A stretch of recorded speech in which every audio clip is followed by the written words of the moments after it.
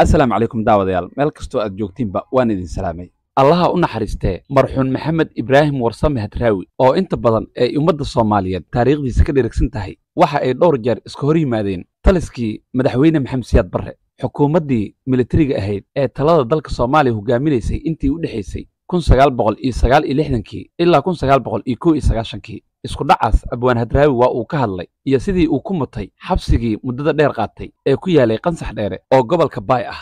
barnaamijkeena maanta waxa aan diiradda ku saari doonaa kulamadii uu la qaatay maxamed ibraahim warsame hadraawi madaxweyne maxamed siyaad barre iyo sidii ay isaga hor yimaadeen iyo xabsigii dheeraa ee uu ku soo qaatay qansax dheere iyo sidii uu uga badbaaday waxa uu ku tilmaamay hadraawi in uu waasho ama uu isla hadlo maadaama uu keligii muddo dheer oo sanado ah uu ku xirnaa qol gaar ah qaybahan waxaa hadraawi ka wareystay wariye maxamuud cabdi cali ducaale ku soo dhawaada barnaamijkeena maanta qisadan waxa ay ku bilaabanaysaa sidan maxamed ibraahim warsame hadraawi waxa uu yiri muddo kooban kadib markii aan horay u soo saaray riwaayaddii caan baxday ee aqoon iyo afgarad ayaan kadib waxaan sameeyey riwaayaddii tawaawac waxa aan sameeyey markii nidaamkii xukuumaddii madaxweyne maxamed siyaad barre dhowr sano talada dalka haysay waa markii uu muddo 3 sano ah uu meesha joogay ama talada dalka uu hayay annagu ka abwaanin ahaan ayuu yiri hadraawi waxa aan ka shidaal qaadanaa mujtamaca aan dhex joogno markiiba waxa soo baxay saluug dadku ka qabo xukunka markiiba mushkilad ayaa timid oo markiiba diidma ayaa timid wadaadkan meesha yimid waxa uu la yimid xukun askari ah oo militari ah oo adag xoog iyo xarig ayuu la yimid dadkii waxa uu ku yiri ma hadli kartaan cid dhaqaaqi kartaa ma jirto wixii aan aniga dhahaa baa soconaya kadib aniga markaas waxaan sameeyey riwaayaddii tawaawac markii ay soo baxday muddo kadib waxaa Jabuuti ka timid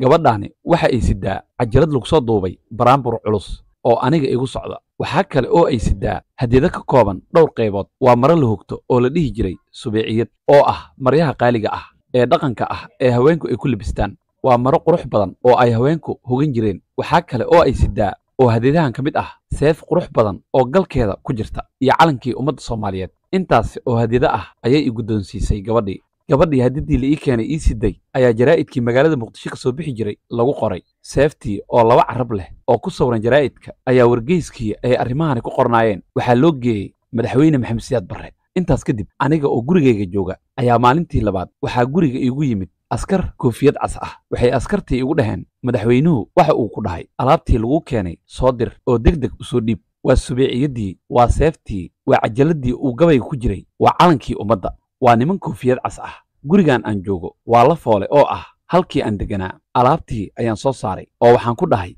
u geeya waa taas alaabtii oo waxaad ku tiraahdaan alaabtaasi waa ammaano ee ha lagugu yimaado sidii bay iiga qaadeen askartii oo madaxweynihii ay ugu geeyeen alaabtii Jabuuti lagaga soo diray oo dhan maalintii dambe ayaa madaxweyne maxamed siyaad barre ii yeeray waa markii ugu horeysay taariikhda waxa ay ahayd sanadkii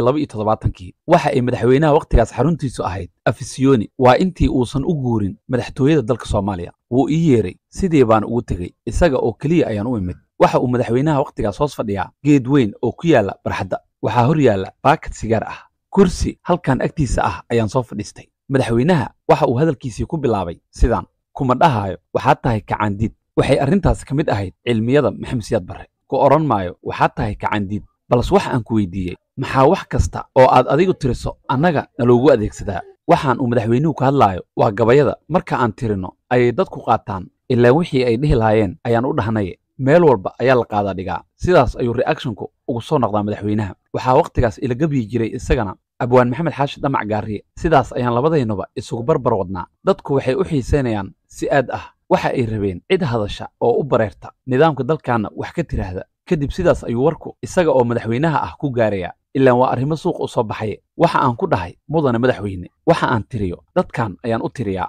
iyaga ayaana sidaas ku qaata ilaan anigu ma liqeene dadkan ayaa ku shaqo leh oo marka ay dhageystaan sii faafinaya isaga ayaa haddana hadalkii qaatay madaxweynaha oo waxa uu igu yiri maanta waxa aan kuugu yeeray in aan kuu sheego in wax dambe oo annaga nagu saabsan oo aad tirisaa in aysan jiraynin ee aad halkaas ku joojinayso oo aanan maqal wax dambe oo aad tiriso intaas markii uu igu yiri madaxweynuhu waxa iga soo baxday hal kelmad oo kaliya oo ah wixii alla ka dhigo ayay noqonaysaa sidaas ayaan ku kala tagnay oo aan dib ugu noqday halkaygii kagana soo noqday kulankii madaxweyne maxamed siyaad barre waana kulankii koowaad eena dhex mara markii kulankaasi dhacay kadib wixii ayaa isla kacay oo cirka isku shareeray guux baa dhashay oo dadkii ayaa sii kordhiyey oo urursaday wixii aan tirinaynay xamar ayaa cajaladihii meel kasta laga riday oo la isku dhiibdhiibay aqalada ayaa hoosta laga xirtay oo cajaladihii ayaa lasii duubay oo la badiyey wixii la wareejinaya cajalad oo la duubayay ayaa sii kordhay kadib mar kale ayaa madaxweynihii loo geeyey wixii la badiyey ee aanu tirinaynay allaha u naxariistee abwaan hadraawi waxa uu yidhi maxaa intaas xigay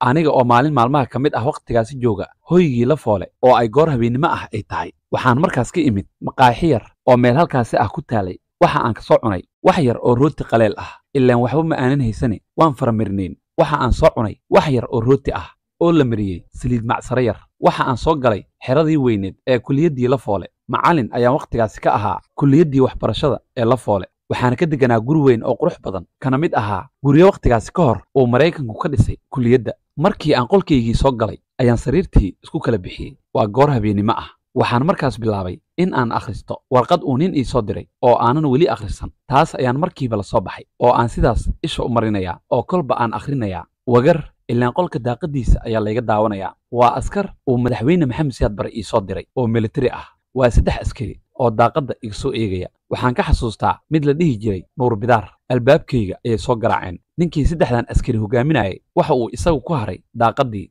oo wuxuu isleeyahay bal halka uu warqadan uu gacanta uu ku haya dhigo fiiri waaba warqaddii ugu weyneed ee ugu cusleed ee sirta ahayd ayaad caawa hesheen waxa uu ninkii askartii uu hogaaminayay ku yidhi idinku gudaha u gala guriga anigana halkan daaqadda ah ayaan sii taagnaanayaa waxaan eegayaa bal hadda halka uu warqadda dhigo warqaddaas waxaa ii soo diray nin la dhihi jiray rashiid oo ay dhashay hodan waa gabadhii uu cilmi boodhari jeclaaday markii ay nimankii albaabkii ii soo garaaceen ayaan warqaddii firaashka iyo barkinta dhexdooda sidaas u geliyey kadib albaabkii ayaan ka furay hayaay waxaaba i qaaday ciidankii nuurbidaar uu watay gudaha ayay qolkii u soo galeen ninkii daaqadda taagnaa ee ciidankii watay ayaa isna soo galay qolkii oo askartii soo dhex maray oo halkii warqadda taalay ayuu soo abbaaray warqaddiina wuu la soo baxay kadibna jeebka sare ayuu ku ritay waxa uu isleeyahay warqaddan ayay sirtii ugu weyneed ku jirtaa waxa ay sitaan tooshash waaweyn meel walba way baarbaareen xitaa daaqadaha yaryar ee kor uu guriga ku lahaa meel walba way ka baareen markii ay waxba ka waayeen warqaddii keliya ee aan haystayna jeebka gashteen ayaa ninkii nuurbidaar ahaa wuxuu ugu yidhi dhegaysa hadraawiyow runta ayaan kuu sheegaynaa gurigan wax kasta oo ku yaalla ururso oo diyaarso waanu ku xelaynaaye waanu ku qaadaynaa oo maxaa ii yaalla waan kacay waxaan xirtay surwaal iyo shaar waxaan ka kor gastay shaarkii funaanad yar waxaa kale oo aan qaatay caday aan ku cadaysanayay iyo shanlo iyo kaba dacas ah albaabkaygii waxaa soo istaagay baabuurkaasi waxa uu ahaa mid yar markii aan halkaas shirka ah galay ayaa labada dhinac 2 askari iga fadhiisteen kan keliya maahee ilaan baabuur kale ayaa keynta joogta sidii ayay gurigii igaga soo qaadeen oo ay iigu keeneen mid ka mid ah baabuurtii keynta joogtay ayaa laygu yidhi soo dego sheekh ee gaarigan soo ful oo midkan kale soo raac baabuurkii waa uu dhaqaaqay baabuurtii kalena way ka daba dhaqaaqeen baabuurtii waxay u soo dhaqaaqeen dhinacaas ilaamiga markii aan laamiga ku soo dhacnay ayaa baabuurtii kala leexatay oo qaarna dhinacaas iyo magaalada muqdisho u dhaqaaqeen anigana kii ay igu sideen waxa uu u dhaqaaqay dhinacaas iyo qansax dheere markiiba waa habeen saqdhexe xaggee la ii wadaa su'aalo badan ayaan isweydiinayaa waa xaggaas iyo xabsigii weynaa ee qansax dheere waxaan u jihaysanay dhinacaas iyo gobolka baay habeenkii oo dhan ayuu gaarigii sii guureynayay oo waan sii soconnay subaxnimadii markii ay cadceed soo baxday in yar kadib abbaare 5tii subaxnimo ayaa gaarigii lagu siday isu soo taagay magaaladii baydhaba waa wax yar ka hor inta aysan qoraxdu soo bixin horta waxaan idinka ilaaway markii gaariga sidaas la ii soo saarayba waxaa laygu jebiyey katiinad 2dii gacmood ayaa katiinadda maxaabiista la soo qabto ee jeebbada ah gacmaha la iiga xiray katiinaddaasi gacanta midig ayay aad iiga haysaa oo ii dhibaysaa ninkii igu xiray inta uu katiinadda igu xiray ayuu furihiina jeebka gashtay ilama hadal anigana waxaan ku lahaa war bahashan iga dibciya baabuurku waxa uu sidaas u sii socdaba isaga oo ka yimid la foole soona maray baydhabo ilaa qansax dheere markii aan 5tii subaxnimo soo gaarnay baydhabo ayaan haddana sii socnay oo aan 9kii barqanimo gaarnay deegaankii qansax dheere ee uu ku yaalay xabsiga la igu xiri doono bishu waa Nofeembar sanadkii 1973 markii aan meeshii aan u soconay gaarnay ciidankii i waday waxay iga fureen katiinaddii gacmaha la igaga jebiyey anigana dhibkaygu waxa uu ahaa birtan katiinadda ah ee gacmahayga ku xiran markii la igeeyey goobtii waxaa laygu yidhi geedkaas hoostiisa seexo qiyaastii waa 9kii subaxnimo oo magaaladu weli si fiican isuguma duba dhicin ninkii watay ciidanka i wada aniga meel kale ayuu seexday kadib 4tii galabnimo ayay ii yimaadeen oo waxay bilaabeen in ay wax iga qoraan askarigan baarista igu wada ee su'aalaha i weydiinaya waxa uu sitaa gabayadaydii oo dhan liis dhan oo gabayadaydii ah ayuu sitaa wixii uu su'aal soo diyaarsaday oo dhan iyo kuwa kaleba waa uu i weydiiyey gabaygan goormaa tirisay xaggeed ku tirisay maxaad ula jeeday gabaygan midkan adigu ma samaysay oo kan kale adigu ma samaysay oo gaariye ma la samaysay midkan kale waxaas oo su'aalo ah ayuu shubayaa oo uu aniga i weydiinayaa adigu 13 beej oo waraaqa ah ayuu iga buuxsaday waxa ay sitaan oo kale oo dhinac kale ay ku qorayaan typewriter ama tape kaas ayay isna garaacayaan oo ay wax ku qoranayaan waxaan ku dhahay war haddii aad baahashii katiinadda ahayd iga furteen waa alxamdulilah taas ayaa aniga iigu darneed markii ay dhammaan su'aalihii ay iga rabeen i wada weydiiyeen waxa ay bilaabeen in ay meeshii iga kaxeeyaan waxay ii geeyeen guddoomiyaha degmada Qansax Dheere oo markaas uun degmo laga dhigay guri uu guddoomiyuhu leeyahay oo ku yaala meel bannaan ah ayaa waxaa deerkiis ku dhex taalay sandaqad waxa uu ahaa guri sandaqad oo kale ah gurigii jiingadda ahaa ayaan deerkiisii dhex istaagay waxaan isweydiiyey wax badan oo minallaahi tacaala ah waa wax badan oo xag alle iiga yimid waxaan iskula hadlay war halkan waxa lagu keenay ma garanaysaa waxa halkan lagu keenay waa in aad xamil weydo kadibna marka aad xamil weydo ee aad dhinacna ugu dul qaadan weydo aad markaas qayliso oo aad tiraahdo maxaa laygu haystaa war maxaa laygu haystaa kadibna aad isdhibto intaas ayaa halkan lagu keenay waa inaad wax fahantaa sidaas ayaan iskula hadlay ilaahay been u sheegi maayo waxay ahaayeen erayadii maskaxdayda ku soo dhacay ee aan iskula hadlayay daqiiqadaasi waxa aan isweydiinayay sababta halkan lagu keenay waa in aad isdhibto oo waxa madaxweyne maxamed siyaad bare uu kaa doonayo aad samayso kadib taa ha yeelin ayaan go'aan ku gaaray waxaan isku qanciyey oo aan isdhahay sandaqadaasi yar caalamka oo dhan ka dhigo waxa aan isdhahay yaysan ku dhibin ee waxa aad ka soo qaadaa sida in ay tahay dhammaan caalamka oo dhan ilaahay ka cabso oo salaada duko ayaan isdhahay waxa ay noqotay salaaddii ugu horraysay ee intii aan noolaa aan dukaday waxaa la yidhi kolkay adag tahay ayay alla taqaanaa markaas ayaan jiingaddii yareed salaaddii ku dhex bilaabay gurigan guddoomiyaha waxa uu leeyahay derbi weyn oo aad u ballaaran oo jiingaddan yarna meel gees ah kaga taallo markii halkaa la igu xabisay waxaan haddana isweydiiyey oo aan iskula hadlay war fadhigu waxa uu kuu keenayaa isla hadal iyo jahwareere waa in aad camal samaysataa waxaan isdhahay haddii aad halkaas uun ku xabisnaato oo aad iska dhex fadhido maskaxdaadu way dhaawacmaysaa waxaan bilaabay in aan barxaddii weyneed ee gurigan wax ku beero waxaan beeray yaanyo ama tamaandho qamadi waxa aan beeray qare ama xabxab basbaas iyo waxyaabo kale oo badan muddo kadib waxaaba bilowday in dadkii tuulada degganaa gaar ahaan haweenka ay iga soo doontaan khudaartii aan halkan ku beeray gabar weliba waxa ay soo qaadatay weli yar oo waxa ay gurataa wixii aan halkan ku beeray oo anigii ayaa noqday nin wax soo saara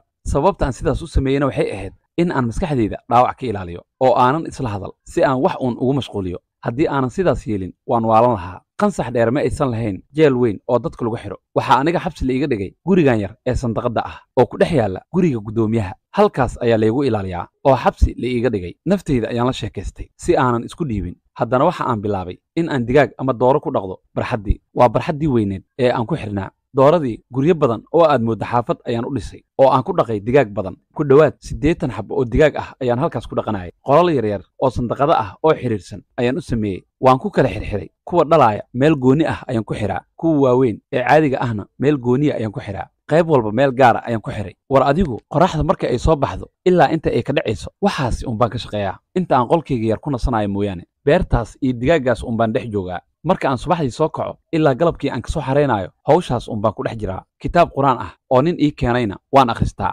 niyaddaydiiba waxa ay noqotay mid ilowday in ay xabsi ku jirto jiingaddaas yar ee aan ku xirnaa ayaaba ii noqotay halkii ugu horraysay ee aan salaad ku dukado qur'aanna ku dhex akhristo maalintii oo dhan sidaan wax uun uga shaqaynayo ayaan habeenkii aniga oo daalan qolkayga gadacd ugu dhacaa oo aan iska seexdaa waxa aan xaaladdaas ku jiraba in muddo ah markii laga joogay ayaa maalin maalmaha ka mid a waxaa laygu yidhi wafdi ayaa imaanaya ee u diyaar garow marka aan arkay cid ay ku soo socota ayaan ordaa oo aan hoosta ka soo xirtaa qolkii yaraa ee aan ku xabisnaa ma ogoli in aan cidba is aragno ismaaciil cali abukar oo ciidan wata ayaa mar iigu yimid goobtan markaasuu yidhi ninkan meesha ku xihan bal hadda ii soo saara markaas isagu waxa uu joogaa halkan aan ku xidhanahay guriga guddoomiyaha maalintaas waxaa la socday nin calimataan la dhihi jiray iyo xubno kale oo ka tirsanaa golihii sare ee gacanka xataa waxa aan xasuustaa siilaanyahan oo wakhtigaas wasiir ahaa ayaa ka mid ahaa wafdigii ismaaciil cali abukar la socday waxa ay yidhaahdeen war bal ninkii hadraawi ahaa noo keena oo balna tusa kadib waxaa qasab noqotay in la ii keeno oo lay dhaho wafdi ayaa ku doonaya oo dowladda ka socda markii aan issalaanay ayay igu dhaheen war meeqa sano ayaa meeshan ku xihan tahay markaas waxa aan marayaa ku dhowaad 3 sano iyo dheeraad nuur bidaar ayaa igu yidhi war niyahow ma 3 sano iyo dheeraad ayaa halkan ku xihan tahay miyaadan ogeyn in halkan agtaada ah ay maraan baabuur qaadka keenta faxfaxdhuun iyo deegaanadaasi shishe wuxuu ugu yidhi war maxaad baabuurtaas u raaci weysay oo aad u baxsan weyday war anigu taas uma socdo oo uma jeedo baabuurtaasina waxba igama gelin halkaas laygu soo xiray ayaan ku jirayaa halkaas muddadii aan ku xirnaa waxaan ku sameeyey ugu yaraan 10 gabay oo waaweyn waa 10 maanso qalin iyo warqad markaas la iima ogolayn aniga balse si qarsoodi ah iyo tuugaysi ayaan qalin iyo warqad u helayay markaas ayaan qori jiray waxa aan halkaas ku diyaariyey 10 maanso oo dhaadheer 5 sano iyo barkii adu wax ku dhow 6 sano oo aan halkaas ku xirnaa waxa aan ku sameeyey 10 maanso oo qarsoodi ah marka ninkan gudoomiyaha ah waa nin aad iyo aad u wanaagsan Cabduqaadir ayaa la dhihi jiray waxa igu maqaal ah in uu dhintay Allah u naxariisto waxa uu ahaa nin aad u qiimo badan waxba yaan idinku sii mashquulin aniga oo xaaladii xabsigaas ku jira oo wax dhib ah oo badan aanan dareemaynin oo isaga qanacsan qadarkaasi alle ayaa maalin maalmaha kamid ah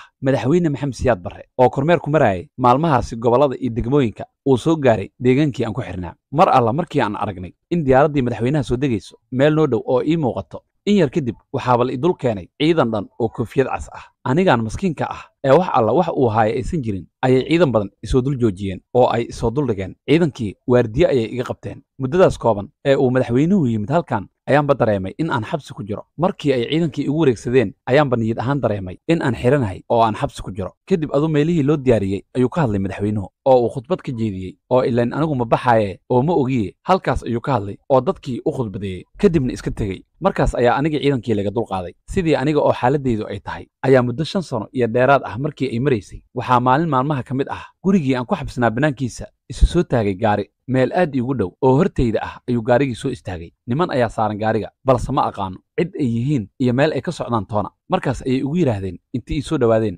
war hadraawiyow bal iska warramaye waa nabade idinkuna iska warrama ayaan ku dhahay waxay ugu dhaheen war imisa ayaad halkan ku xiran tahay markaas ayaan ku dhahay 5 sano iyo dheeraad markaas ayuu yiri inna lillahi wa inna ilayhi raaji'un war meeshan waa ku jabtay bal soo bax markaas ayaan fahmay in xamar laga soo diray oo madaxweynuhu soo diray waxa uu igu yiri ninkii kooxdan watay war waxa aad yeeshaa waan ku qaadaynaaye bal gurigan yar ku noqo tago wixii ka yaala soo qaado bal maxaa iga yaal shaarkaygii iyo surwaalkaygii waa kaas aan xiranahay ee maxaa kale oo iga yaal meeshan ayaan ku yiri sidii ayaan ku soo raacay baabuurkii habeenkii baydhabo ayaan u hooyanay ciidankan isida ee iga soo qaaday qansax dheere waa ciidamo nabad sugid ah ma ahan booliska kale iyo military toona habeenkii iyaga oo aad ii ilaalinaya ayaan u hooyanay magaaladii baydhaba subaxnimadiina waan dheelmanay ama alaseydii ayaan baxnay annaga oo afka saarnay waddadii xamar aadaysay sidaas ayaan xamar ku tagnay markii aan xamar soo galnay waxay igu dejiyeen oo ay toos ii geeyeen hotel la dhihi jiray bulsho hotel waxa uu ahaa hotel u dhow taaladii Sayd Maxamed Cabdulla Xasan oo waxa uu ahaa hotel weyn oo 5 ilaa 6 dabaq ah 5 maalmood markii aan halkaas deganaa ayay maalintii 6aad goor galab ah igu soo noqdeen ciidankii nabad sugidda markii ay sidaas iigu yimaadeen aniga oo degan hotelkii bulsho oo ay idijiyeen ayay ciidankii nabad sugidda igu yiraahdeen madaxweynaha ayaa ku yeeraya halkan aan deganahay muddada dhowrka cisho ah ee aan joogay hoosta ayay ilaalo ka hayaan kor ayaa laygala socdaa balse xagga sare ee aan deganahay waa qolkeyga cidi uguma ilaaliso balse in aan baxo iyo in aan magaalada aado la iima ogolo markii ay haddaba ii yimaadeen galabtaas ciidamada dambi baarista waxay ugu yiraahdeen madaxweynaha ayaa ku doonaya ee soo bax waa isla maalinkii hore meeshii aan ku kulannay xiradii Afsiyooni ayaa madaxtooye u ahayd waqtigaas madaxweyne Maxamed Siyaad Barre waa intii uusan u soo guurin madaxtooyada fila Soomaaliya waxa uu sidii maalintii hore oo kale u fadhiyaa barxadii waxaana hor yaala baakad sigaar ah halkiiba iyada oo la wado la igu geeyay war bal waran waa nabadee sidee tahay su'aashii ugu horeysay oo uu weydiiyay waxay ahayd qansax dheer ka waran waxaan ku dhahay qansax dheer ninkii i geeyay ayaa warkeeda haaya ee isaga weydii sidaas ayaan ku dhahay macallinku oo uu hadraawi ula jeedo Maxamed Siyaad Barre ayaa waxa uu yiri macalinka marka aad hor joogto waxa uu isku dayi jiray in uu ku burburiyo oo qofkii uu rabay ka dhigo markaas ayuu bilaabay hadaladiisii waxa uu yiri kacaanku kuma necba hadraawiyow laakiin waxaan isdhahay ninkani waa waalan yahay meel cidla ah ha tago oo naftiisa hala soo shooro oo arrimahan uu ku jiro ha ka soo noqdo waxaas ayuu madaxweynihii shubay markii uu cabaar hadlaayay ayuu igu yiri bal galabta wax iga codso oo wax i weydiiso maxaa doonaysaa in aan ku siiyo ilaahayow ma been baan sheegayaa ayuu yiri hadraawi waxa uu ka hadlayaa waa darajo iyo lacag iyo arrimo noocaas ah waxaas ayuu ka hadlayaa waxaan ku yiri baabuur aan qansax dheer ku tago oo aan ku noqdo isi waa meeshii laga soo qaaday waa meeshii qansax dheere oo aan ku xirnaa meesha aan weydiisanayo waxaan ku dhahay baabuur aan qansax dheere kaga soo noqdo oo aan dadkii aan ku dhex xirnaa ku soo nabadgeliyo ayaan doonayaa ee isi ninkii madaxweyne Maxamed Siyaad Barre ahaa waa uu yaabay cabaar ayuu aamusay nin korneyl ah oo wax qoraayay markii aan wada hadlaynay oo meel halkan ah fadhiyay ayuu ku yiri war waxa aad si degdeg ah u siisaan baabuur uu qansax dheer ku tago oo uu kaga soo noqdo marka uu soo noqdana si degdeg ah iigu soo celiya oo iigu keena ilaan weli ma uusan helin muraadkii uu lahaaye waxa uu amray in mar kale laygu soo celiyo marka aan ka soo laabto qansax dheere aniga oo aan weli Muqdisho cag dhigin oo hotelkii jooga ayaa subaxnimadii 8 subaxnimo waxa is soo hortaagay gaarigii la ii soo diray ee aan qansax dheer ku tagi lahaa sidii ayaan ku tagay markii tuuladii la geeyay dadkii waa ay naxeen waxay is dhaheen war ninkii waa kan haddana la soo celiyay talow miyaa la soo xiray aad bay iiga naxeen markii ay dadkii ay arkeen waayo waxa ay moodayeen in mar labaad la isoo xiray sidii aan u sii socday ayaan ku degay qolkii yaraa ee aan sannadaha badan ku xirnaa dhammaan dadkiiba igu soo xoomay oo halkii igu yimid markaas bay yidhaahdeen war maxaa dhacay waxaan ku dhahay war waxba ma dhicin waa laysii daayay oo xor baan ahay iminka waxaan isdhahay dadkii aad ku dhex xirneed muddada sannadaha ah soo booqo ee aniga mar kale layma soo xirin wiig dhan ayaan meeshii joogay oo laygu casuumay oo xoolo ayaa la ii qalay oo allabari ayaa la sameeyey dabaaldeg iyo damaashaad ayaa goobtii ka dhacay kadibna aniga waxaan wataa darawalkii iyo baabuurkii uu isoo siiyey maxamed siyaad barre waxa uu ahaa baabuur militari oo yar 2 toddobaad waa qansax dheere aan iska joognay ayaan haddana halkaa ii diinsoor qabanay oo aan u kacnay waxaanba noqday nin iska dalxiisaaya dhul fara badan ayaan soo marnay oo dalxiis ayaanba ku jirnaa aduu ugu dambayn markii aan 2 bilood halkaas meeraysanayay ayaan dib ugu noqday magaaladii muqdisho oo aan ku laabtay intii aan madaxweynaha ku noqon ama laygu celin ayaan waxaan u tegey abwaan cabdi aadan xaad cabdiqays guri ayaan wada kiraysanay oo aan wada degnay oo xabsi kuma jiree halkaas ayaan iska degay muddo kadib ayaa maalin maalmaha ka mid ah madaxweynihii aniga iyo cabdiqays noo wada yeeray bartii uu nagula kulmi jiray ayaan ugu tagnay aniga oo markaan cabdiqays uu ila socdo oo naloo wada yeeray markiiba waxa uu nagu bilaabay waryaadahe wax wadaniyiin ahba labadiina ayaan ka hayaa hadda bal ogow markii hore aniga keligay ayaa ahaa wadanigan uu maxamed siyaad bar sheegayo iminkana haddana waxa uu leeyahay wax wadaniyiin ahba labadiina ayaan ka hayaa waddanka dhan labadiinaas ayaan ku ogahay wax wadaniyiin ah sidaas ayuu yidhi wuu waday oo waa u waday oo waa u waday oo markii uu hadalkii joojiyey ayuu cabdiqays hadlay oo waxa uu yidhi madaxweyne annagu waanba iska tegaynaaye fiisiyaal sharci oo aan dalka kaga baxno nasii dhulkaas ayaan aadaynaa ee nasii markaas ayuu yidhi haa aniga miyaad doonaysaan in aad fursad ii heshaan oo meeshaasi dibadda ah iga soo caydaan oo iga soo maagtaan halkaas ayaad fadhinaysaan meelna uma baxaysaan baxa oo iga taga sidii ayaan ku kala tagnay oo anagiina ugu noqonnay halkii aan ka imaanay muddo kadib aniga oo xamar iska degay oo guri iska jooga ayaa maalin maalmaha ka mid ah 5tii subaxnimo waxaa gurigii iigu soo garaacay albaabka askar waa ciidankii nabad sugidda waxay igu yidhaahdeen madaxweynihii ayaa ku doonaya ee soo bax daraawiyow waa markii uu soo guuray afisiyoni oo waxa uu hadda degan yahay fila Soomaaliya madaxweynuhu waqtigaas waa 5tii subaxnimo waqtiga ay ciidanka nabad sugidda guriga iigu soo garaaceen ee ay igu leeyihiin madaxweynaha ayaa ku doonaya markaasaan isdhahay war waa see xaaladdu waxaa soo noqday xarigii ee diyaargarow waa lagu xirayaa mar kale ayaan ku sheekaystay sidaas ayaan niyadda gashaday allaha u naxariistee maxamed ibraahim warsame hadraawi waxa uu yidhi qolkii ayaan ku soo noqday oo lebistay kadib way i wadeen waxa ayna toos ii geeyeen fila Soomaaliya waa goor hore oo subax ah ayay i geeyeen misana waa madaxweynihii oo goob fadhiya habeenkii oo dhan madaxweynuhu ma uusan seexan jirin sida caadadiisa ah marka uu waagu bariyo oo uu subaxda arko in taladu gacantiisa ku jirto ayuu seexan jiray isaga oo halkii fadhiya 5tii iyo barkii subaxnimo ayaan soo dul joogsaday wuxuu ugu yidhi war bal iska warran waxaan ugu celiyey waa nabad kadib waxa uu galay hadalkiisii cajiibka ahaa waxa uu jeclaa madaxweynaha mar walba in marka aad la kulanto adiga oo soo taagan uu ku bedelo gebigaagaba oo uu kaa dhigo qofka uu isaga rabo hadalkii ayuu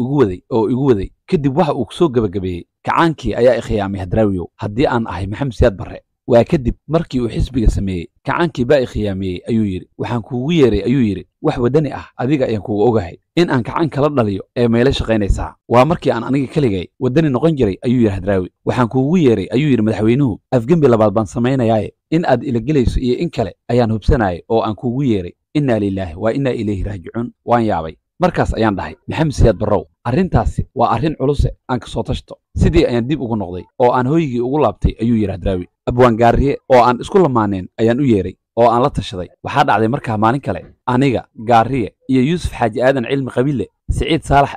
axmed faarax cali idaaja iyo cabdulqaadir xirsi yamyam annaga oo 6daas ah ayuu haddana goor galab ah noo yeeray madaxweynuhu 6daynii ayaa toosna loogu geeyey madaxtooyadii fila Soomaaliya markii aan soo hor fadhiisanay ayaan yuusuf xaaji aadan qabiile waxaan ku dhahnay war yuusufow adiga ayaa noogu weyne noo hadal oo hadalkan noo fur waa markii uu madaxweynuhu hadlay kadib intii uu aniga igu yidhi markii aan keligay ahaa ayuu haddana nagu wada yidhi madaxweynihii xisbigii ayaa i khiyaamay kacaankiibaa i khiyaamay 6diinan ayaan wax wadaniyiin ah ka ogahay oo waxaan idinkuugu yeeray in aan afgembi baan samaynayaaye ila gelaysaan iyo in kale intaas ayaan kala hubsanayaa kadib gaariye oo naga mid ahaa ayaa hadlay oo waxa uu yidhi sidee ayaa isbeddelka loo gelayaa madaxweyne oo se maxaa loo gelayaa sidee arrintu noqonaysaa intaas ayuu weydiiyey gaariye madaxweyne maxamed siyaad barre su'aalahaasi markii uu madaxweyne maxamed siyaad barre gaariye weydiiyey had iyo jeer waxa uu madaxweynuhu caado u lahaa marka uu kaa waayo waxa uu kaa doonayay in uu hadalka soo xiro oo uu soo gaabiyo markaas ayuu yidhi kii kulmiye iyo cali samatar ayaa dibadda jooga oo dhaxani ku disheeye bal mar kale ayaan idin yeeri doonaaye dibadda iska taga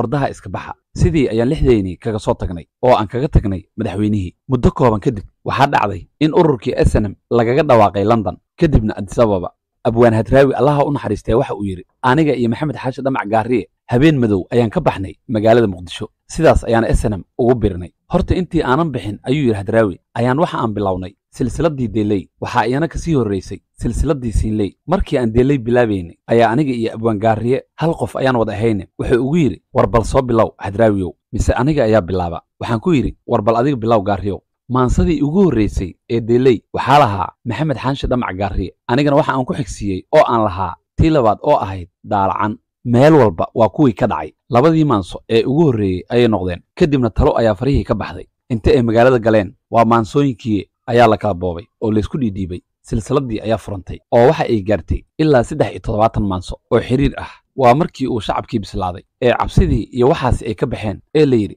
bal hadda aan hadalno markaasaan aniga iyo gaariye si qarsoodi ah habeen u baxnay waa markii lagu dhawaaqay xarakadii SNM niman ayaan hogaaminayay oo ummadda ka tirsan waa markii Addis Ababa lagaga dhawaaqay kadib dhismaheedii London aniga iyo gaariye ayaa gaarina loogu keenay goobtii aan ku ballanay baabuurkii ayaan raacnay maalintii xigtay 5teedii galabnimo ayuu baabuurkiina geeyay meel burcad dusheeda ah baabuur kale iyo ciidan la socda ayaa halkaan noogu diyaariyay si ay xuduudda noogu gudbiyaan oo ay noogu gudbiyaan gudaha Itoobiya nin Saleebaan Nuux la yiraahdo iyo rag kale ayaa shaqaynaya oo sidaas noogu shaqaynaya markii aan ka soo degnay baabuurkiina siday ee xamar naga keenay Saleebaan waxa uu noo diyaariyay baabuur kale iyo ciidamadiina gudbin lahaa oo xaggaas iyo Itoobiya noo tilaabin lahaa raashinkii ciidamadiina ilaalin lahaa iyo baabuurkii ayaa naloo soo diyaariyay sidii aan kii hore uga degnay ayaa midkaan cusub ku wareegnay waa aniga iyo gaariye waxaa nagu soo biiray oo kale rag kale oo ay kamid ahaayeen Farax Gamuute iyo kuwa kale waxaan sidaas ku noqonay 5 xubnood baabuurkii habeenkii oo dhan ayuu guurasi ahaa meesha la yiraahdo Lanqeyrta ayaanu gaarnay